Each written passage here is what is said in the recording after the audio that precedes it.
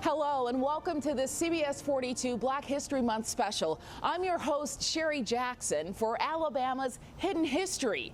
For the next half hour, we're going to take you on a trip crisscrossing the state for 600 miles where we will explore people and places that, if you looked at the calendar, would date back to the 1800s for some of what you'll see. When it happens, it just happens. Including Gibbs Place, where the music really takes you higher. And this is no ordinary house. It's not just Black history, it is the shared history of the community of Birmingham. The Ballard House and its place on a World Monument watch list. Look inside of here, you've got to think about the conversations that were held. Plus, he was a titan, the motel bearing A.G. Gaston's name and its place in history, and the truly hidden history of Rickwood Field, the place where legends played. Plus, where you can find the legend of Jesse Owens, still alive today. This is Mr. Bishop, and this is my father. And yep, ain't nothing like 'em nowhere, how Dreamland got its name. But we begin here in the historic Civil Rights District in Birmingham at the entrance of Kelly Ingram Park, where a monument sits to the 4 girls who were killed in the 16th Street Baptist Church bombing. That church sits just across the street. It's still an active place of worship today. And if you look to your left, the Birmingham Civil Rights Institute, a place where people come from around the world to learn the history and the tolerance it took to change the world. All of this is now part of the National Park Service, but just around the corner from here is the A.G. Gaston Motel, hidden in plain sight. CBS 42's Art Franklin has the story of the place and the man who's a national treasure himself. I had my high school football banquets in there, and even after I got to be an adult, occasionally came to the lounge. Birmingham Resource Center Executive Director Bob Dickerson reflecting on days gone by at the A.G. Gaston Motel. Dr. Gaston hired Dickerson to work at his bank, Citizens Federal, in 1984. I wasn't an important part of his life and his business, but he was such a vital part of man. It was a time of deep segregation in the South. When Gaston opened the motel in 1954, it was the only place Black entertainers and Black visitors could stay in Birmingham. This was the place. I mean, you think about history, world history was made here. When you look inside of here, you've got to think about the conversations that were held. Yeah, you got to think about the meetings in there. You got to think about the courage that folks had when they were in these rooms, knowing that that folks, you know, in that day didn't have a problem setting off a few sticks of dynamite. A pair of bombs exploded here on May 11th, 1963, destroying part of the motel. It happened just 2 days after the Big Three, Dr. Martin Luther King Jr., Fred Shuttlesworth, and Ralph Abernathy announced a truce with white city leaders and the business community to end a violent showdown between demonstrators and police. They bombed the motel as they bombed a lot of stuff. But you know, that didn't stop anything. When you really think about it, now, you know, some people, the 4 little girls lost their lives and other people lost lives and property, but the movement didn't stop. The A.J. Gaston Motel was ground zero for civil rights protests and demonstrations. Inside room 30, that was the war room for the movement. It was also Dr. King's headquarters when he was here in Birmingham. The courageous acts that took place in that room, you know, strategizing on how to fight Bull Connor and fight white supremacy and bigotry and hatred, you know, that all took place right here. Gaston's role in the movement can't be minimalized. Blacks enjoyed plush amenities at his motel. He provided jobs and changed lives with the A.G. Gaston Boys and Girls Club. Gaston's fingerprints and footprints are throughout Birmingham, especially the Civil Rights District where his bank stood, the Booker T. Washington Insurance Company, and his business college. The motel is crumbling, shattered, and in disrepair, but finally it's slated for renovations as part of the Birmingham Civil Rights National Monument. I'm really encouraged about what's going to happen. It's sad to see it in disrepair, but it's still standing, and I think we have to take some kind of solace and happiness in that. Prior Prior to the AG Gaston Motel, entertainers and musicians would stay here at the Ballard House. It's in the Civil Rights District, but it predates the Civil Rights Movement as a doctor's office, a meeting place, and a boarding house of sorts. It's like opening the door to a familiar place. It was a place where people came and just fellowshipped. If these walls could talk. It was originally owned by Dr. Edward Ballard. He was an African-American physician that came to Birmingham in the late 1920s. I sat down with Majla Shub Hamilton, who is reclaiming the Ballard House history. She explained how the house served as Dr. Ballard's family home and his medical practice until he moved in the 1950s, selling the building to Miss Jessie Perkins. She was a woman literally ahead of her time. She owned several buildings and in the downtown area of Birmingham, and the Ballard House was one of them. She opened the building up to people in her community because in a then segregated Birmingham, they were barred from meeting in other places. So the Ballard House served as a gathering spot at that point. And it always served as a medical practice. Ma Perkins, as she was known, continued to rent medical space to Dr. Dotson Curry and then Dr. Herschel Hamilton, a UAB board-certified general surgeon believed to be Alabama's first African-American to have that distinction. He dedicated his life actually for 43 years in serving his community as a general surgeon, and he was a civil rights activist. On those days when marchers and demonstrators were being mistreated, he would patch them up and send them back out here at the Ballard House. Known as the battle surgeon and the dog bite doctor, Hamilton was a familiar face in Birmingham's civil rights movement. But the house where he practiced medicine and would later purchase represented something else then and now. All of these institutions were working and building and laboring in the community long before the civil rights movement. The Ballard House is among 20 places in the Alabama African American Civil Rights Heritage Site Consortium on the 2018 World Monuments Fund watch list, encompassing places in Birmingham, Selma, and Montgomery. Priscilla Hancock Cooper is the consortium's project director. It gives us visibility with the global community, but also with funders who are interested in preservation. Preservation of a story that's still being told. The Birmingham Black Barons meeting here and having their fellowship Sundays that we understand they met and ate here on several Sundays when they were in Birmingham. About a hidden history many may never know. She mentioned the Birmingham Black Barons. When we come back with Alabama's hidden history, the place where they played ball. And where music equals love. We're going to Bessemer for Gibbs Place.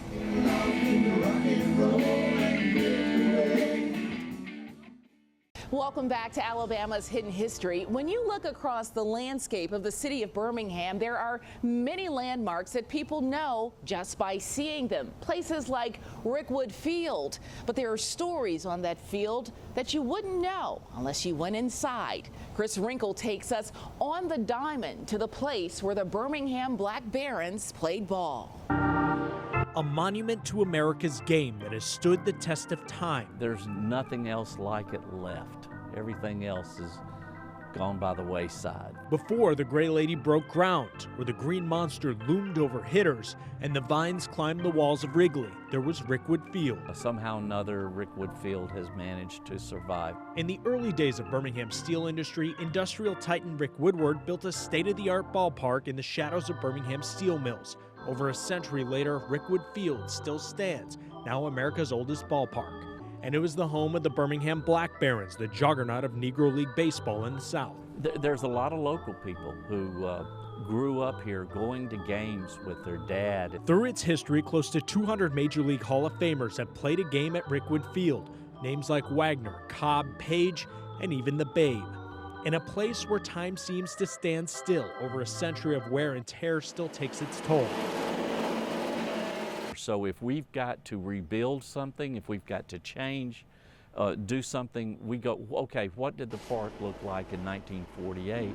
And that's what we want to do. Working to preserve the living museum and continue the legacy of baseball's oldest park so fans of America's pastime can catch a glimpse of her history through the lens of Rickwood Field. From baseball to barbecue, the saying goes, ain't nothing like 'em nowhere. Dreamland BBQ. Before it opened its doors in 1952 in Tuscaloosa, it was a hillside cafe. But as Lee Garner shows us, if it wasn't for a dream, Dreamland could have been a final resting place. And it was just scrumptious. It's hard to stay hidden when your ribs are the stuff of legend. This is Mr. Bishop, and this is my father. But the history behind Dreamland BBQ is a little more mysterious. Now, I can't tell you all our tricks. Just like some of their recipes. You know, legend has it there's a little moonshine in it. I can neither confirm nor deny. But just like the restaurant's famous motto goes, ain't nothing like 'em nowhere. There almost really wasn't anything like them anywhere, because former brick mason and founder Big Daddy John Bishop was contemplating opening a mortuary instead. But as the story goes, his decision was made thanks to a dream. Better than a mortuary, and we are so thankful that he made that decision. So in 1958, the same year the Bears started coaching at Bama, Bishop opened his Hillside Cafe in the Jerusalem Heights community in Tuscaloosa. At that time, they served all kinds of things, even sold postage. But at the end of the day, he always ran out of ribs and he had these other items left over. So like a true entrepreneur, he skinnied his menu down to just be ribs. And that was how it all began. In the 1970s, sports announcers would talk up Dreamland and word traveled. McAtee's family helped open a second location on Birmingham's South Side in 1993. We had lines at the door on opening day. It far exceeded our expectations. Now, presidents, athletes, actors, and musicians have all downed the iconic slabs. McAtee's favorite? Luciano Pavarotti, an opera singer, came to town. This is many years ago. He has since passed away. But he ordered Dreamland to be delivered to his hotel room. For the celebs so inclined, they sign a slab box for display. We feel like we're a very good ambassador. You know, food is the great equalizer, food and sports sometimes. And if we can just be a part of that and be a part of people's memories, their fun memories, their family memories, their sports memories, that means a lot to us. There's more to come on Alabama's hidden history. Up next, we're going on a road trip to Oakville, Alabama, where a man who beat the Nazis is forever remembered. Then there's music. We're going to Gibbs Place in Bessemer, Alabama, next. In this next story of Alabama's hidden history, the story of an Olympic legend, Jesse Owens. Our Jack Royer traveled to Lawrence County, in the place where Jesse Owens' life began, where he's still remembered today. This property in Oakville, Alabama, played host to the childhood of one of the most famous athletes in the world. The rolling windy hills of Lawrence County made for a difficult early life for Jesse Owens. He was born here. He picked cotton right here where we're standing. This land looks a lot different than it did the last time Jesse Owens saw it himself. Long before the world-famous athlete heard a starter pistol, he spent 9 hard years living on this land in northwest Alabama. Welcome to the Owens family home, where a replica of his childhood home now reminds visitors that adversity never stopped Jesse Owens' will to win. The youngest of 10 children, many of them living together in a house like this, a replica on the family property. They had a hard life here. Nothing come easy for him. But winning would soon come easily for him after his family moved to Ohio, where his unheard-of success at Ohio State University earned him a greater controversial opportunity. By America's black streak, Jesse Owens in the 100 meter. The world's most superb runner makes the others look as if they're walking. In front of the world, Owens embarrassed Nazi Germany to win 4 gold medals at the 1936 Olympics, amid the racist tension surrounding the Games in Berlin. The next accomplishment that would shatter expectations and do what Owens would continue doing for the rest of his life: give hope to young people who needed his inspiration. Making life better for others and convincing kids that they could become anything they wanted to be, regardless of the circumstances they came from. Dedicated in 1996, the museum displays the history of Owens' life for all to see, attracting thousands of visitors every year, many not realizing he was born right here in Alabama. You're watching Alabama's Hidden History on CBS 42. Alabama's Hidden History takes us next to Bessemer, Alabama, where Henry Gibson has been inviting people into his home since 1952. It's on Saturdays just to listen to music. CBS 42's Scott McDowell takes us to Gibbs Place. I tell them, once you come down the hill and you see all the lights, it's magic. Even Jesus Christ. Something that comes over you, you can feel the spirit of love when you come down here. That we used to do. You can't explain it. We're in Bessemer, Alabama. Hey, where you from? A juke joint is where people come together and listen to the music. Oh, that's long time. My name's Diane Guyton, and this is Gibbs Place. It's Henry Gibson. Oh, God, He's got more energy than I got. Thank you, baby. He's 98 and he still goes. I've been booking the bands here for 4 years. How many first-timers do I have? Mr. Gibbs started this place in 1952. He originally was going to do a baseball field for the kids, but he played music and they wanted to play music. So he eventually built what you see now. He's keep adding on, but it used to just be a platform out in his backyard, and it's gone worldwide. What makes it so special? What you make it special? And he'll tell you in a heartbeat. When you feel it when you walk in and walk out, you have to be comfortable. That is God giving you the feeling. It is God.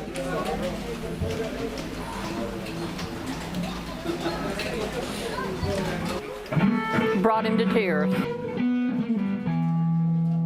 His motto is there's no whites, no blacks, just the blues.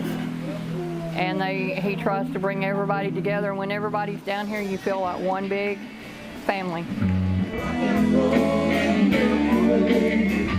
Now, Mr. Gilt will grab you and dance. He may pull your wife up and put you with somebody else. I don't want my wife to see that.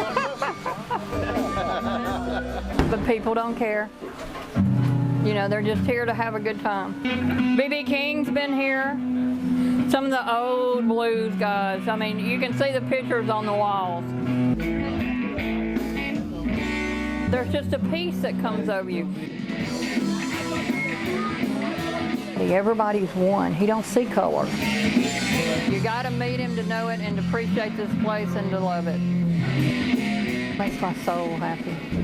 Everybody needs to try, because if you come once, you'll come again. To everyone, God bless you.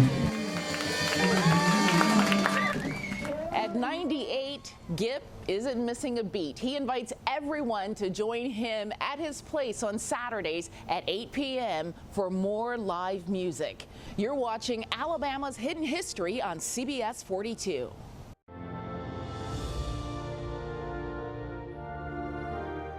CBS 42 has a special interactive map that takes you to all the places located in Alabama's hidden history. Through the map, you're able to see photos, get information, and turn-by-turn directions. Just head to the CBS 42 website and click on Alabama's Hidden History tab to find it. What's wonderful about Alabama's Hidden History is it's all right here for you to visit, enjoy, and learn from today. When we know about the people and places who defined our past, we have a chance to enhance both our present and our future. Special thanks to Art, Lee, Jack, Chris, Scott, and Jordan for taking us on this journey. I'm Sherry Jackson, and this is Alabama's Hidden History.